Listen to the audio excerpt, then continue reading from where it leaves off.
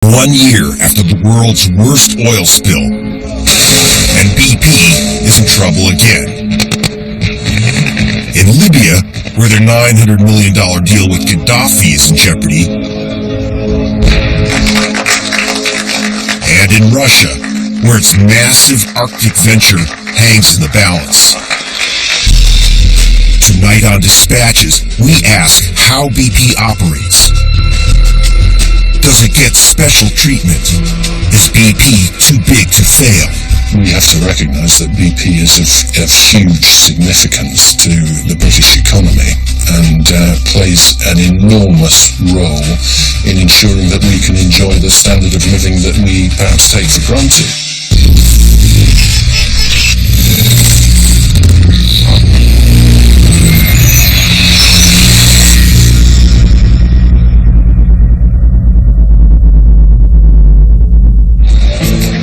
I'm Greg Palast. I've been on BP's trail for 20 years. To understand the power and reach of BP, I've been on a journey to the front lines of their search for big oil and big profits. I've traveled to the Gulf of Mexico. Oh my God! And Central Asia to hear claims of how BP helped British spies. So the espionage information was going to BP and MI6. Yes. One operation.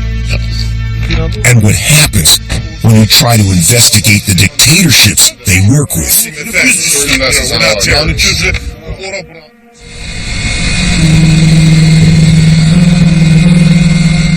In April 2010, BP's Deepwater Horizon Macondo well blew out. 500,000 tons of crude spewed into the Gulf of Mexico. The company's chief executive promised to clear it up. We're going to clean every drop of oil off the shore. We will remediate any environmental damage, and we will put the Gulf Coast right and back to normality as fast as we can. 4 months after this disaster, BP and the U.S. government claimed success. The vast majority of the oil has either evaporated or been burned, skimmed, and recovered from the wellhead or dispersed. And much of the dispersed oil is in the process of relatively rapid degradation.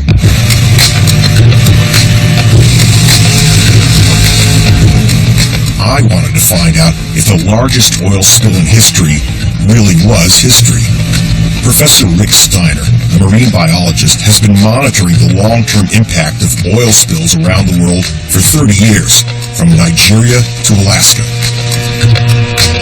Very nice, huh? Ship Island.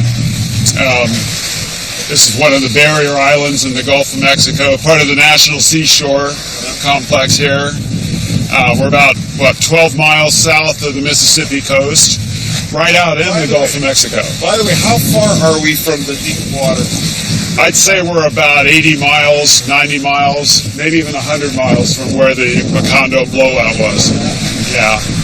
And if you just bend down, look at this. It sort of forms these pancakes here. That's Deepwater Horizon oil. Look at all that. Smell the crude. This stuff is pretty heavily weathered. This is about 6 months after, the blowout started. So this could be 3 months or it could be 6 months old. You can still smell it. So it's still got some volatile components in it. I can see. Yeah, you sure can.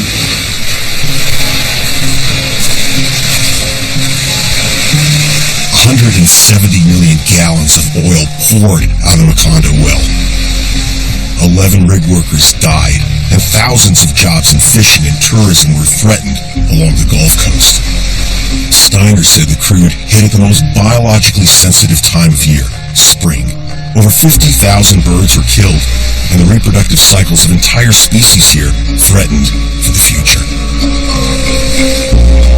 BP promised that the Gulf Coast will return to baseline conditions, that is, back to how it was before the spill. 5 months after the spill, I wanted to see for myself if they were keeping their promise. I got a guy, he's a VP representative, he'd like to speak to y'all. I would love to speak with him. I just wanted to kind of watch what's actually being done. It's quite elaborate. BP said it had specially trained teams to patrol the shore, with equipment ready to deal with any tar balls that wash up. But on this island, at least, the biggest oil spill cleanup ever is being done with broom handles, kitchen utensils, and pet litter scoopers. William Pitts is the division supervisor. He's been overseeing the BP cleanup of this 2-mile sand spit with a team of about 30 workers. About how deep do you go? Approximately 3 inches is what we're going now under this phase. Now, if a storm comes up and you have a storm surge and more comes up, you're going to have to come back? Yes, sir. Sure we will. Yeah. So you started once, then you had to go back. How many times have you had to go back? Just once. Just once. It would take, about 6 months to do this island? We're really not anticipating that long, but we really don't have a time frame on it. The island is classified as environmentally protected, so no mechanical cleaning is allowed. Beach cleaner Raphael Gill wanted to talk. He said he's under orders not to dig too deep. You're only supposed to go 3 inches, right? No, 1/4 inch.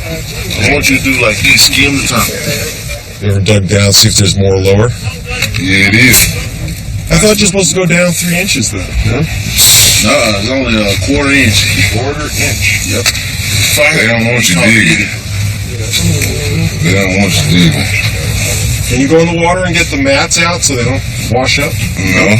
We're not allowed to touch the water. In fact, Raphael doubts they'll ever get all the oil, as BP promised. Yeah, it's gonna always come back. It's a lot of oil out there. They say it ain't, but it is.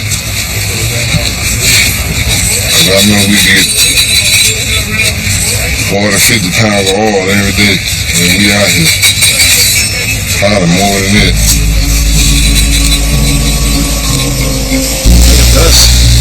This is stuff that has just come ashore here. Oh my God! This is Just came in. tar balls. Whether 3 inches or 1/4 inch, Professor Steiner says BP's work is just clean-up theater, superficial and cosmetic. They've done about 500 yards in a month, and they only have the rest of this beach and another 600 miles to go. And then they got to do it again.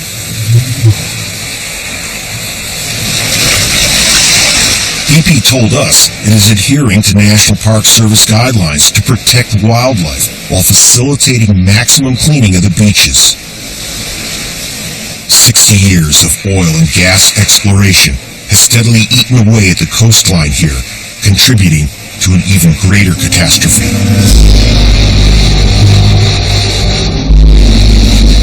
In 2005, Louisiana and New Orleans were devastated by Hurricane Katrina. At least 2,000 people lost their lives.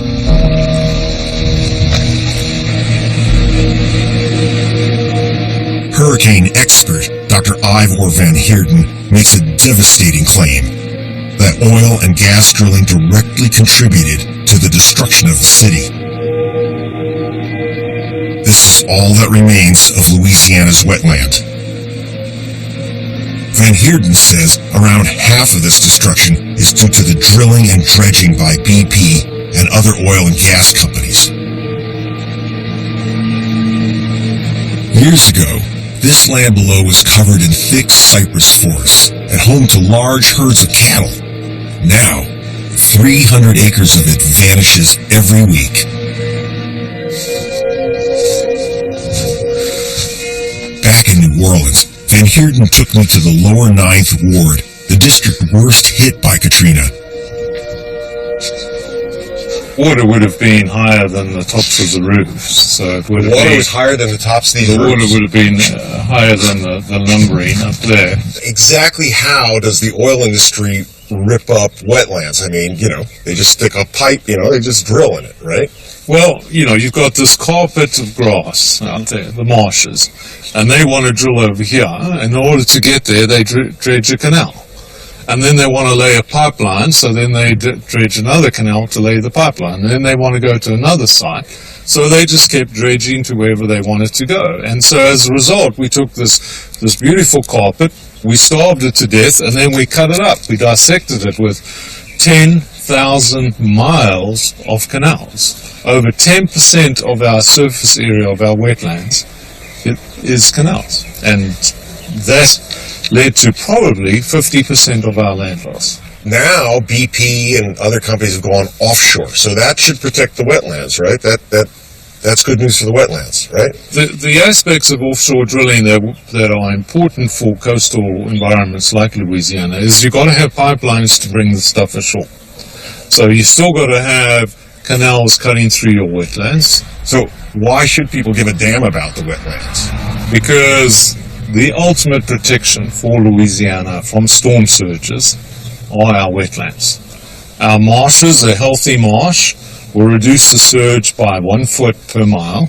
A cypress swamp can reduce the surge by 6 foot within a few hundred feet to about a mile. Wow. Katrina missed New Orleans by 35 miles. And yet, it totally fills the city because the surge was so high because we don't have that wetland apron, the outer line of defense that we used to have. What if Katrina hit and we never had an oil and gas industry? What would have happened? Basically, we would have had 500,000 acres more wetlands than we had when Katrina hit. It would have been a storm of no note. Protecting New Orleans from another Katrina depends on restoring the wetlands, but who will pay for it?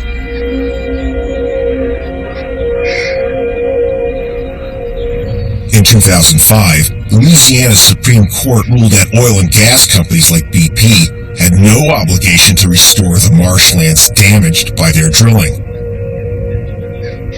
The majesty of nature, the power of energy. The America's Wetland Foundation campaigns for the restoration of these crucial sea defenses.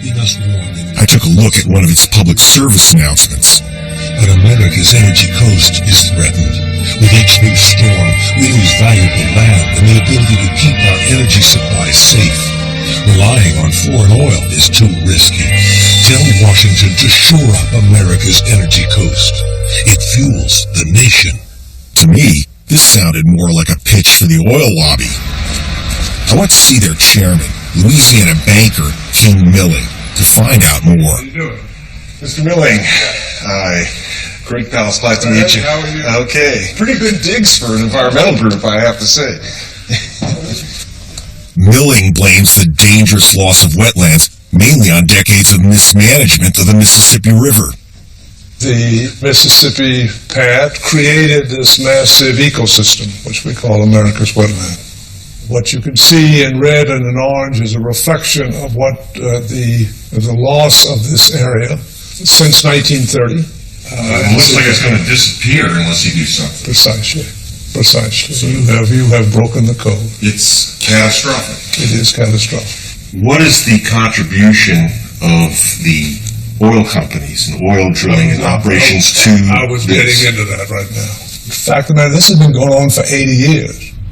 And it's we know the deterioration of the system. We understand that basis. We know that it was a contributing factor. We know that these large-scale navigation canals were contributing factors. We know that every fishing lugger and every dock and every boat that goes through this causes a degree of deterioration. You can see it. But fishing boats don't dredge big canals, do they? No, but when they go through it, as do the upper rest of it, they suck in these canals, and everything on either side begins to push in. This is a dynamic issue. It's awful hard to say X did it or Y did it. Now, America's wetland policy, should the oil companies be required to restore and fix the damage they caused?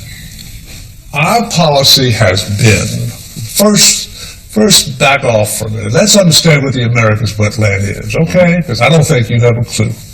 Do you? Why don't you tell me what you think the America's wetland is? Can we take a look at that PSA? Do you have one of your PSAs here? Do we have that? So this is part of your education program. The majesty of nature, I wanted to understand what this film was trying to tell us. To shore up America's energy coast, it fuels the nation. Yes. Now, one of the questions is, it says storms cause damage, and it also says we can't rely on foreign oil. What does that have to do with your protection of the local coast? We do have to protect I our thought this reservoirs. organization was about protecting the wetlands. But the reason that becomes important is this, Okay. is that if we lose this area, what does the country lose? I'm sure it loses a lot. How much? Wait, no, wait a second. Well, stop. No, wait. Let's No, actually, you know what? I'm going to ask you to finish one question, which you haven't answered. Does by policy America's wetland agree with other environmental groups that say that the oil industry should pay for the damage that they create? The answer is BP. We're not in that game. We're a long way from yes or no yet on the question. Because I don't have a yes or no answer. This is the most complex set of facts facing any area in this country. And you from England, I mean, what the hell do you know about it? Okay, here's a question for you. Should the oil industry repair the damage they created? It's a yes or no. Yes? No? I know no reason to make them do it. Now, if there's a reason to make them do it, somebody ought to make them do it. But I will tell you this, that's not my business. It turns out that America's wetland has accepted sponsorship from several major oil companies, including BP. How much has Shell Oil, BP, and the rest of these companies contributed to your operations? I'm not just talking about... I don't have a clue. I really don't. You don't have a clue? I really don't. You don't know that it's almost all of your money? It is not almost all of my money, but it has been significant. There's no doubt about it. Most of your money? So what?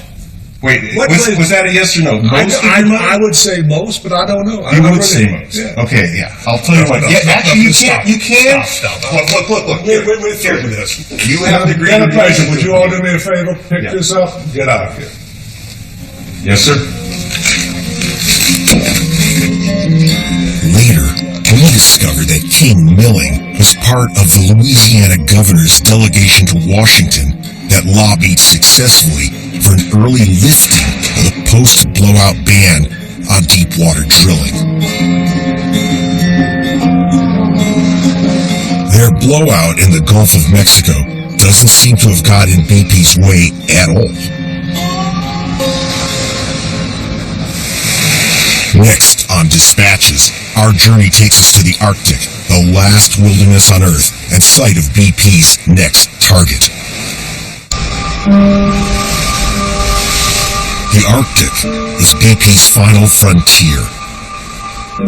In January this year, BP signed a massive deepwater deal with Russia's state oil giant Rosneft under the approving gaze of Britain's Secretary of State for Energy. The British government welcomes this strategic global partnership between BP and Rosneft. Their controversial £10 billion deal would open up access to over 60 billion barrels of oil in one of the planet's last virgin territories. Production could begin within 4 years. But BP is no stranger to the Arctic. I flew to Prudhoe Bay, off the north coast of Alaska, where BP has been drilling the largest oil field in America since 1969. Way above the Arctic Circle, they've taken over an entire bay.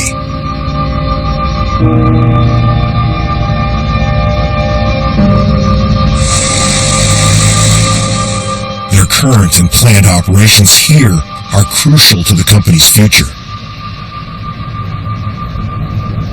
We're in Dead Horse in Prudhoe Bay. This is BP's treasure trove. It's just above the Arctic Circle, and no one's allowed to film here, unless BP says it's okay. In March 2006, a hole in one of BP's pipes dumped over 200,000 gallons of crude oil into this Arctic wilderness. The prosecuting attorney said that BP cut corners with disastrous consequences. British Petroleum Exploration Alaska pled guilty to a criminal violation of the Clean Water Act and was fined $20 million. But it's not held them back in Alaska. This is BP's new Liberty project. They're making a fake island, they're going to drill down, then they're going to drill way out under the Arctic Ocean. We can only show you a map, because if we get caught filming 1 inch of the Liberty project without BP's permission, we could get busted for violating national security. With 6 wells of up to 8 miles in length, it will be the most extreme drilling operation in the world. But their deep water drilling expertise is what makes BP such an attractive partner for the Russians.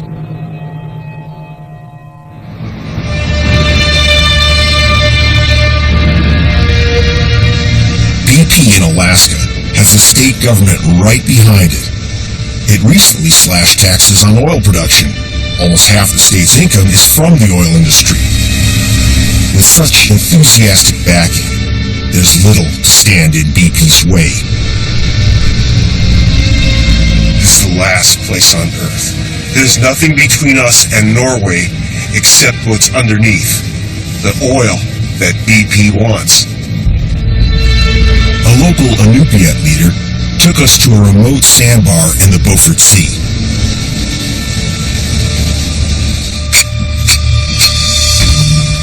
Frozen gravel already? I'd come to see one of Alaska's other treasures. Marine scientists warn a blowout at this time of year could mean an unstoppable oil flow for months. Crude could spread under the ice as far as Norway, devastating wildlife across the Arctic. BP told us it will develop the Liberty project safely and carefully, and that it has a detailed oil spill response plan. Alaska's politicians, including Republican presidential hopeful Sarah Palin, opposed listing polar bears as endangered because that could halt new drilling. We left our half-ton friend to follow the oil, which flows out of Prudhoe Bay across Alaska inside this 800-mile pipe. It's called the Trans-Alaska Pipeline System, and it's owned by Alyeska, a company in which BP has the largest share.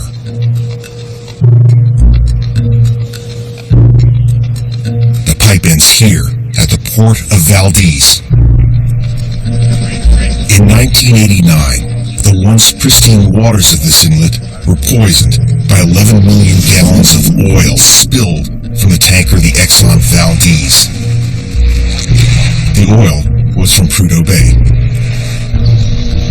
Birds, sea mammals, and fish were wiped out, some species gone forever. The incomes of entire communities were destroyed. But although it said Exxon on the ship, responsibility for containing the spill lay with Alyeska, in which BP had the majority stake.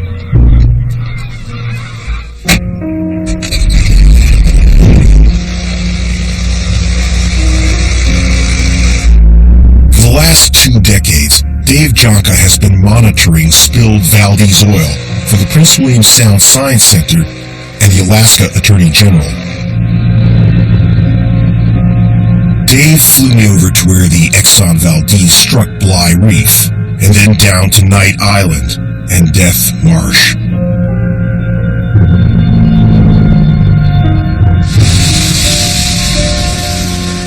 All ashore.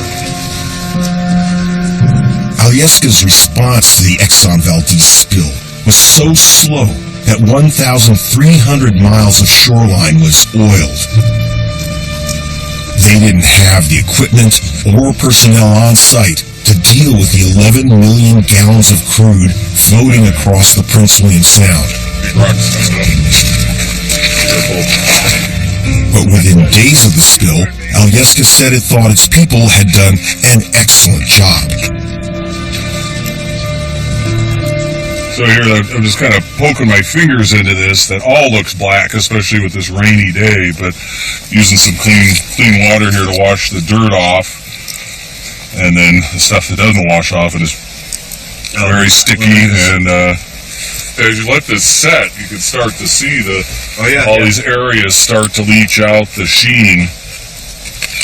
Alyeska's spill response plan said the company would direct cleanup operations of spills from tankers carrying Trans-Alaska pipeline oil through the Prince William Sound in such a way as to make federal or state intervention or takeovers unnecessary. We could have done another half dozen all along. Look at some of our footprints here where I didn't even dig, and there's a rainbow sheen just right there. 22 years and over $4 billion later, and the oil is still there. The Gulf of Mexico spill is estimated to be 20 times bigger. These are great to take back in a Ziploc. Wash some of the dirt off of this. This is a special pad which just picks up oil, and it's not going to pick up water or other dirt once you wash it off. This is oil. 20-year-old. Alyeska said it was only required to operate the spill response for the first 72 hours. A BP spokesman said the company has very little to say about the Exxon Valdez oil spill, and that Alyeska is an independent organization that works for an owners committee. Yet all but two of Alyeska's presidents have come on loan from BP.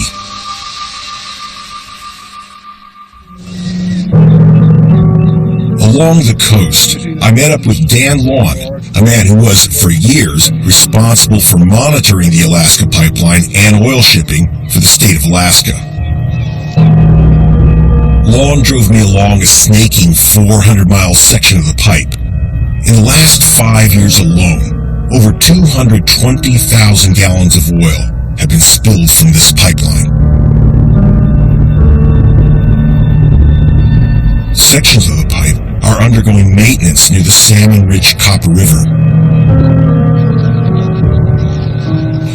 So here behind us is the gate valve that blocks the oil flow towards the river. In February, a U.S. government report said that multiple conditions exist on the pipeline that pose a risk to public safety, property, and the environment. You have to do continued maintenance. That costs money to fix that. What we're trying to do is stop the oil from getting into this river.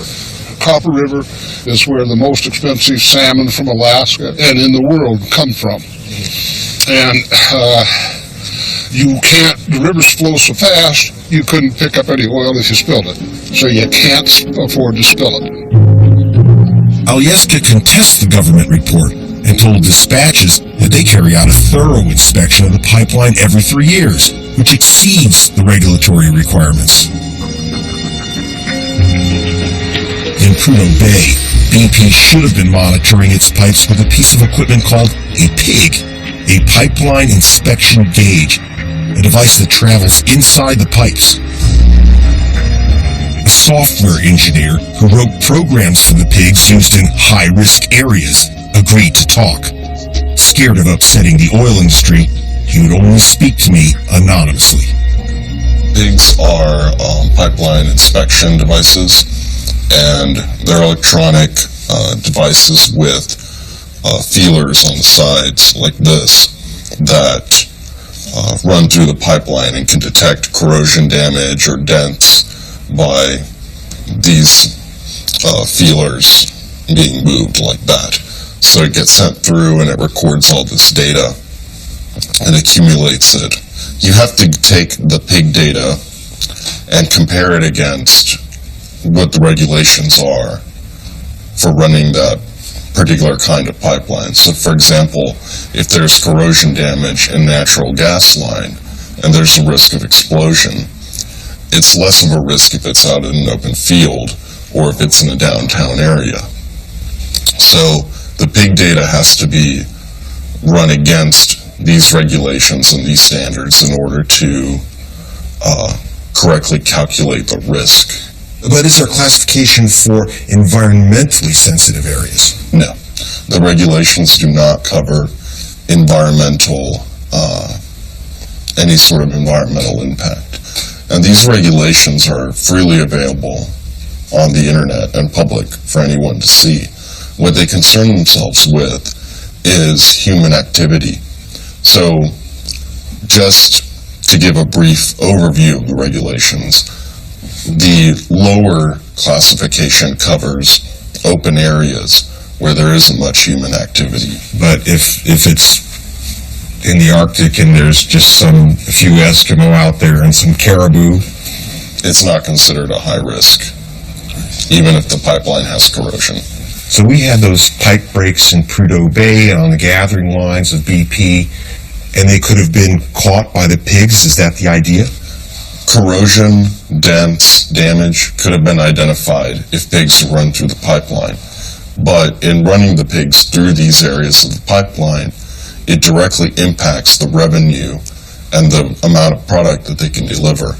Because in order to run a pig through a given segment, the flow of oil needs to be shut down in order to run the pig and perform the safety inspection. And then the oil can proceed. So it costs them money to run the pig, it costs them money to purchase the pig, and it also costs them money in terms of lost revenue. Diagnostic checks can cost up to $1 million per mile of pipe. After the Prudhoe Bay spill, the U.S. Environmental Protection Agency found that BP had not checked the integrity of its pipes for 8 years. A U.S. congressional committee claimed a mountain of evidence showed BP's cost-cutting on maintenance led to the spill in Alaska. BP said that other integrity checks were carried out as part of a corrosion management program, but it admitted that its Western Transit line had not been smart-pigged for 8 years. In the U.S., I discovered that BP is a serial offender.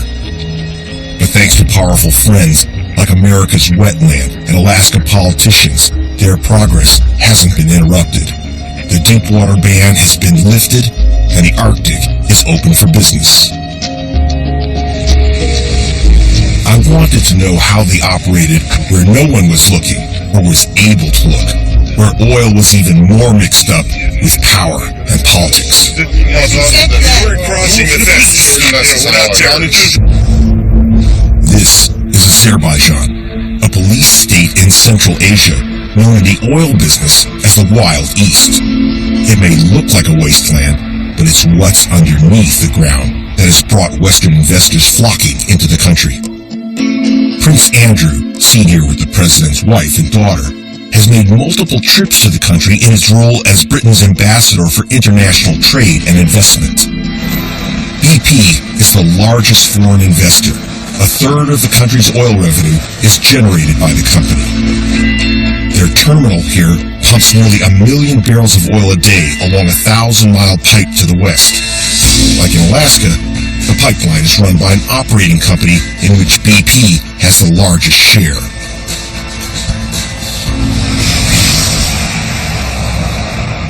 It's Baba Aliyev, grandfather of the country, and his pipes. This is BP's Sangachal terminal. Now, Azerbaijan is the Alaska of the Caspian, and Sangachal is its Valdez. But, unlike Alaska, the pipeline here is completely buried, hidden, like everything else in this country. I thought I'd take a closer look at BP's operation for myself. Within minutes of arriving, state security swoops down on our crew. We're outside BP's perimeter fence, but although we have official permission to film, we're told to stop and hand over our passports. We're crossing the fence. It seems this government doesn't want journalists investigating the oil industry. We became their involuntary guests. Our translator Khadija, a well-known local journalist, negotiated as more state security officers arrived to check our papers. Eventually, we were sprung after 3 hours. It happens all the time. Journalists get detained or arrested for just filming in public places. Cameras get broken. It's routine practice here, so be careful. This is one of the most polluted places on Earth. Decades of oil production under the Soviets turned much of the area into a toxic swamp. It survives on the $26 billion a year it earns from oil. Azerbaijan is not a democracy. Pictures of the ruling Aliyev dynasty glare down on you everywhere. It's considered one of the world's most corrupt regimes. On the shores of the Caspian Sea, Azerbaijan's capital Baku sits atop a 7 billion barrel oil field. But in 2008, disaster struck.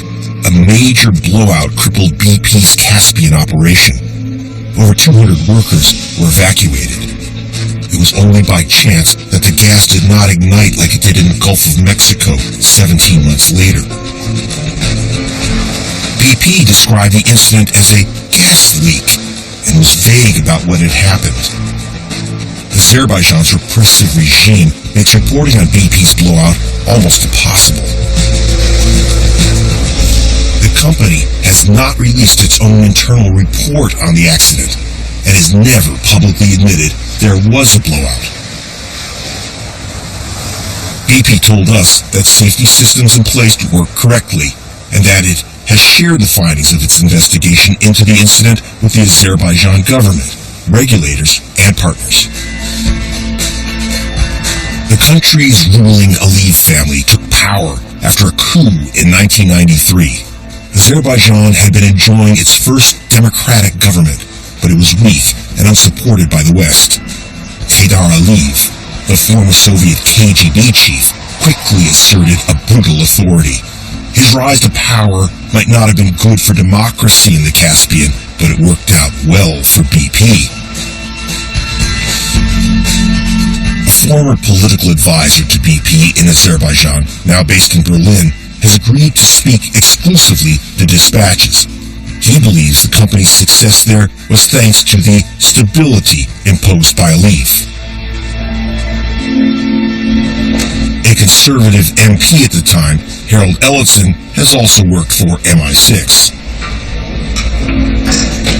President Aliyev's coming to power meant that a deal could be made to stick. So in that sense, it was in BP's interests, and whether BP had provided any advice or had any involvement in that, I don't know. But it was in their interests, I think, as history has shown, that President Aliyev should come to power because that meant that the deal could be made to stick. We've tracked down a BP insider who claims he also helped to make that deal stick in the early 90s, paying cash bribes to key figures in the Azerbaijan government. Now living in Britain, Leslie Abrahams was BP's deputy representative in Baku. He worked for them between 1992 and 94. He agreed to speak for the first time on camera about what he claims was his real role at BP. So there was a certain point where you started making payments to people. Yeah, I took out $50,000, $100,000 advances from the office. And as things needed paying off, I paid them off. The things paid off. What about people being paid off? Yes, things and people. How much went to paying off officials, entertaining officials, etc.? Probably at least 2 or 3 million. 2 or 3 million pounds. Yeah. Abrahams claims that the money went to the Ministry of Foreign Affairs, the Ministry of Communications, and the Oil Ministry. You actually did you yourself hand cash? I would hand them an envelope of the $100 bills. You'd hand them an envelope? Yes. How do you hand someone an envelope for $100 bills and explain it? I'm interested in that. I've never done it. I'd like to know. It's the aides I dealt with. So we would go from to sign an ante-room in the ministry. And I'd sort of put it out of our briefcase. I'd hand it over. And what were some of the sums in those envelopes? $10,000, $20,000, $30,000. It was in BP's interest, but did BP know? Yes, BP knew that. Because all these were accounted for as unreceipted expenses. We didn't detail what the expenses were. While acting as BP's briber-in-chief, Azerbaijan plunged deeper into war with neighboring Armenia. Abrahams had something else to reveal. He told me that as the fighting intensified, he was greeted unexpectedly in his hotel room by John Scarlett, MI6 chief at the Moscow embassy. Abrahams claims Scarlett asked him to spy for Britain in Baku. So I go up to the room, and there was Sir Brown Fall, British Ambassador to Moscow, John Scarlett, who was the head of station for the Moscow embassy at that point in time. I was briefed by John Scarlett as I was to keep an eye on the troop movements. If someone was there, I'd stop, photograph it. Then when I was on leave, I'd get the photographs to the embassy in Moscow. John Scarlett became head of MI6 in London. So the head of the Moscow station for MI6 is asking you in your job with BP to spy on the Azeri military. Yes. Give feedback. Also keep in contact with what was going on within the government, send them regular reports. Troop movements, missiles, government. Anything that was going on. Well, at this time you were still making the payments. Yes, they were constant. And the payments were also helping you obtain information? Yes, because I'd get to speak to senior aides or meetings with the government, pick up information, feed it back to John Scarlett. How did you feel about being enlisted and recruited?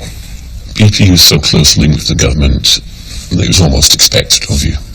So, in effect, were you a spy for MI6 and a BP agent? When you filed reports for MI6, did BP already also see those reports? Yes, I copied those to senior management team in BP. So the espionage information was going to BP and MI6? MI6, yes. One operation? Yep. Where was the British embassy? The British embassy took a room in the old city office of BP. One room, we gave it to them free of charge. They installed secure communications, had a place swept, brought out their team to refurbish it. So, as far as the Azerbaijan government was concerned, BP and the British government were one thing. We're integral, yes. BP said that while there were some facts in Abraham's account that were accurate, they did not recognize most of it and regarded it as fantasy. In 1994, a BP-led consortium signed what's become known as the Contract of the Century, an $8 billion 30-year deal that secured oil for the West and big profits for BP. We have to recognise that BP is of huge significance to the British economy and plays an enormous role in ensuring that we can enjoy the standard of living that we perhaps take for granted. You know, BP tax money pays for schools and hospitals. BP employs thousands of people. I think it was of enormous benefit, not just to my constituents, but to everybody in the United Kingdom, because you have to, what this resulted in, and you know, I played a part in it, but what it resulted in was a massive contract, so the benefit to the British taxpayer was colossal. But not to most of the people who live there. Despite soaring oil revenue, government spending on housing, hospitals, and schools has declined. Public services are increasingly starved of cash. But the strongman's son just bought a house in Dubai for $44 million. Critics of the president are routinely arrested. Down the road from BP's mega terminal, people who spoke to us complained that the oil boom had brought them nothing. But almost no one was prepared to go on camera. They're afraid that they'll be arrested if I talk to them? Yes. The strategic pipeline that carries BP's oil here was partly financed by British taxpayers. In July 1998, BP's then CEO John Brown met with Tony Blair and President Aliyev in Downing Street. 4 months later, Brown said that the pipeline project would not make sense without free public money from governments. And in 2003, Tony Blair's administration agreed to guarantees of $150 million and back further publicly funded loans of another $250 million. Under Tony Blair, there was a new government which was absolutely fixated by BP and by the oil industry and by the connection between oil and power, and they wanted and achieved a much closer connection between the two. So close that at least 17 senior figures moved between BP, New Labour, and the civil service. George Robertson, Defense Secretary, became Deputy Chairman of TNK, BP's Russian subsidiary. Jeremy Greenstock, UK Special Representative in Iraq, became Special Advisor to BP. Nick Butler, advisor to Neil Kinnock, and close associate of Peter Mandelson, went on to BP as Group Vice President of Policy and Strategic Development. And Angie Hunter, for 4 years, Tony Blair's closest number 10 advisor, moved on to BP as Director of Communications. Heading the other way, Terry Adams, President of BP's Pipeline Consortium in Azerbaijan, became the Blair government's oil advisor to the Coalition Provisional Authority in Iraq. David Simon, the chairman of BP until 1997, was appointed Minister for Trade and Competitiveness in Europe and advisor to Blair.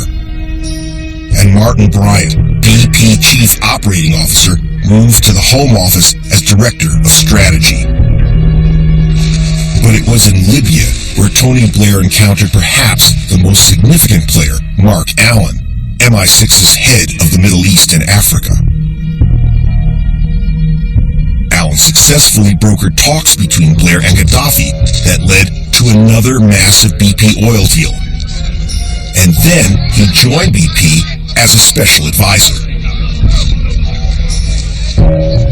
But the $900 million offshore oil and gas deal was blocked by Gaddafi. It could only go ahead if the Libyan Lockerbie bomber Abdel Basset al-Megrahi was released from jail in Scotland. So BP asked the Blair administration to have Britain's worst mass murderer included in a prisoner transfer agreement. Diagnosed with terminal cancer, Megrahi was eventually released on unrelated compassionate grounds by the Scottish Justice Secretary. A report published this February by Cabinet Secretary Gus O'Donnell found no evidence that BP put pressure on Scottish ministers to release Megrahi, but it concluded that BP successfully lobbied Labour to have al-Megrahi added to the prisoner transfer agreement, and that government ministers in turn pressed the Libyans for progress on BP's major deal. The report also states that government policy was based on an assessment that UK interests would be damaged if Mr. Megrahi were to die in a UK jail. For former MI6 man Harold Ellison, the fact that the government and BP wanted to alter an international treaty was a bridge too far. It has compromised our judicial system and the independence of the judiciary. And that is something that simply is a price that is not worth paying. You know, it's as fundamental, really, to the British Constitution as free speech. And if you can go and somehow get the biggest convicted mass murderer in British history released in order that a commercial company gets an oil contract, that is absolutely disgraceful. And that a British government should not only connive in that, but actually facilitate it, is really disgraceful. And something that it is extraordinary that there hasn't been a massive public uproar over. But at BP's final frontier, it's business as usual. Like their operations here in Alaska, Their controversial 60 billion barrel deal with the Russians, signed with the backing of the new coalition government, would see them drilling once again in one of the most fragile and least accessible places on Earth, and once again governed by a regime notorious for its hostility to the free press. The truth is, BP has a permanent license to drill, signed and sealed by the British government and MI6.